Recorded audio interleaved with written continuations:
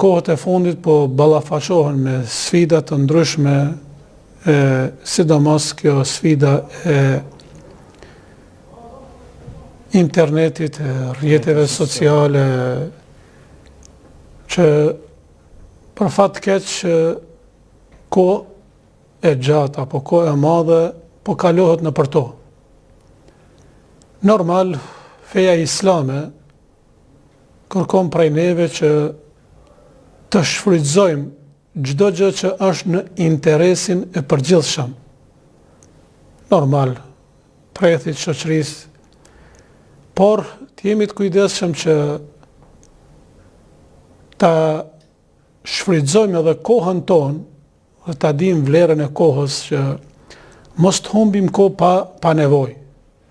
E sa i përket do të thotë teknologjisë, pra kompjutera, internete, tash telefonat e mençur që janë bërë, si të themi, gjëra të domosdoshme në jetën e njeriut, ato duhet të shfrytëzohen në mënyrën e duhur që të përfitojmë prej tyre e të jo shmangemi dëmeve apo gjërave që nuk janë në interesin tonë.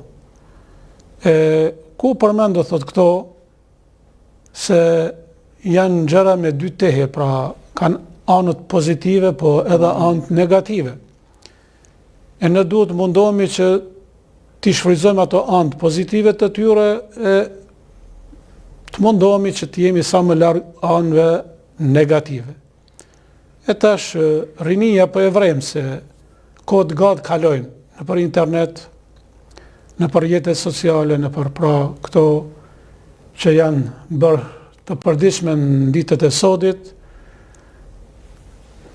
Në këto kemi, sikur që e tham, ai tehu i anës pozitive, janë burim i njohurive të shumta që mund të përfitojmë nëse i shfrytëzojmë për me e shtue atë diapazonin ton të dijes.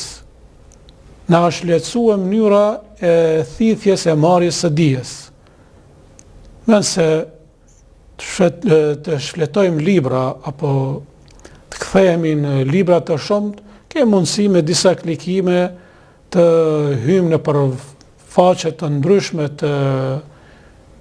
që posedojnë libra të shumta dhe tema që na intereson mund të pra furnizohemi dhe të marrim gjërat që ne nevojitën.